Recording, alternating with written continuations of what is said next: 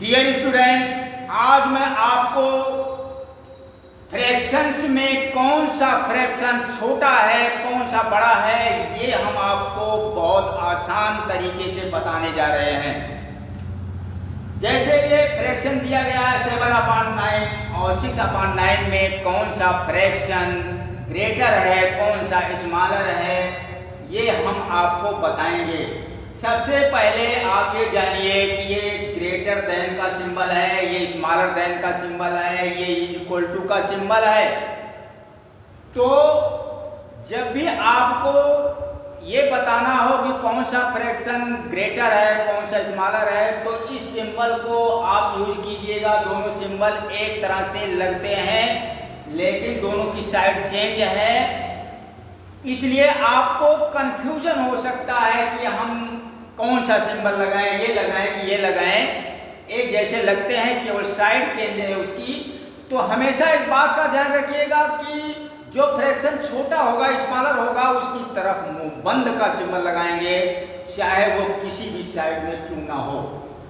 अब आइए हम सवाल को समझाते हैं। जब डिनोमिनेटर सेम होता है, ध्यान रखिएगा, जब डिनोमिनेटर सेम होता है तो जिस फ्रैक्शन का न्यूमरेटर बड़ा होता है ग्रेटर होता है वो फ्रैक्शन बड़ी होती है।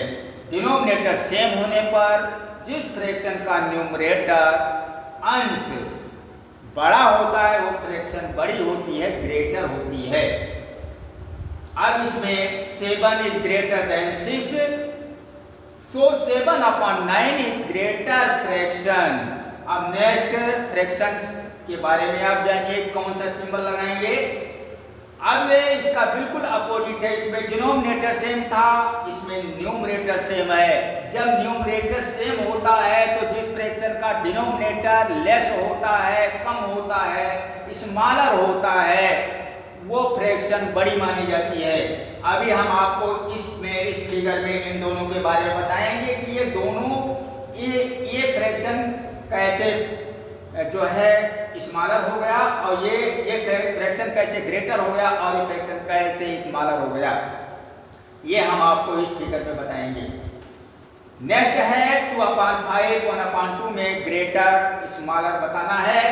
तो ना तो इन दोनों में अंश अर्थात न्यूमरेटर एक जैसे हैं सेम है और ना ही डिनोमिनेटर सेम है डिफरेंट है, इसलिए हम क्रॉस मल्टीप्लाई करेंगे इसके डिनोमिनेटर से इसके न्यूमरेटर में हम मल्टीप्लाई करेंगे। 2 2 जा 4 हुआ और 4 इस तरफ मानेंगे अपने दिमाग में रखेंगे और 5 इसके डिनोमिनेटर से इसके न्यूमरेटर में मल्टीप्लाई करेंगे। 5 1 जा 5 और ये 5 हमारा इस तरफ आया, यानी जिसके डिनोमिनेटर में जिसके न्यूमरेटर में हम मल्टीप्लाई करते हैं डिनोमिनेटर का उसी तरफ वो नंबर माना जाता है।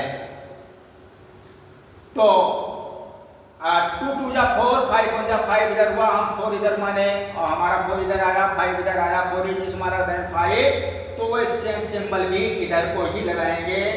4 की तरफ सिंबल ये जिसकी तरफ मुंहबंद होता है मुंहबंद वाला सिंबल हम लगाएंगे 4 की तरफ, तो 4 की तरफ तो इस फ्रैक्शन की तरफ भी हम यही सिंबल लगाएंगे मुंहबंद वाला भी। अब इस फ्रैक्शन पर आप आइए, ध्यान दीजिए ये फ्रैक्शन इसमें ये मिक्स फ्रैक्शन है, इसको हम सबसे पहले इम्प्रॉपर फ्रैक्शन में हम बदलेंगे। इसके डिनोमिनेटर से इसमें मल्टीप्लाई करते हैं और न्यूमरेटर को हम प्लस कर लेते हैं। 2 5 जा 10 और 1 11 हुआ, 11/2 यहाँ हमने लिख दिया और 3 5 जा 15 1 16 हुआ, 16/3 हमने यहाँ लिख दिया। अब इसको जो है डिनोमिनेटर ना तो न्यूमरेटर सेम है और ना ही डिनोमिनेटर, तो हम इसको क्रॉस मल्टीप्लाई करते हैं। 11 3 जा 33 16 2 जा 32 33 ग्रेटर देन 32 और हमने बताया आपको मुंहबंद की तरफ ये सिंबल हम लगाएंगे। ये वाला सिंबल इधर लगा दिया 32 की तरफ तो 32 स्मॉलर हो गया और वही सिंबल हम यहाँ लगाएंगे वही यहाँ लगाएंगे। यानी यहाँ पर लगाने के लिए इसको छोटा बड़ा बताने के लिए हमें ये प्रोसेस हमको आगे बढ़ाना पड़ेगा। हम इस प्रोसेस को समझेंगे, इसको लगाएंगे, कहीं रफ में लगा लेंगे इसको, तब हम जब रफ में हम समझ जाते हैं कि हमारा कौन सा फ्रैक्शन ग्रेटर है कौन स्मॉलर है तब इसमें हम लगा देते हैं। ओरली भी आप लगा सकते हैं।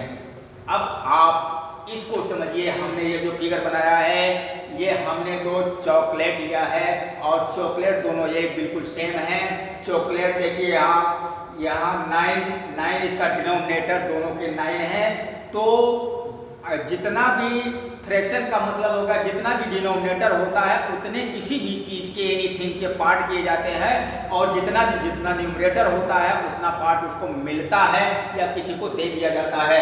यहाँ पर डिनोमिनेटर इसका 9 है तो हम 9 पार्ट इसका करते हैं और 9 पार्ट हमने इसको कर दिया है और दोनों के पार्ट इसको इस चॉकलेट के और इस चॉकलेट के दोनों के हमने पार्ट सेम बिल्कुल इक्वल कर रखा है। तो इसके 7 पार्ट लिए और इसके 6 पार्ट लिए आप देख रहे हैं कि ये शेडेड पार्ट जो है ग्रेटर नजर आ रहा, बड़ा दिखाई दे रहा है और ये जो है छोटा दिखाई दे रहा है, यानी ये हिस्सा जो है ज़्यादा है और ये हिस्सा कम है, इसलिए 6/9 जो है स्मॉलर हो गया दैन 7/9। तो बच्चों आशा करता हूँ कि ये सवाल आपके समझ में बहुत अच्छी तरह से आ गए होंगे। तो दैट्स ऑल फॉर टुडे।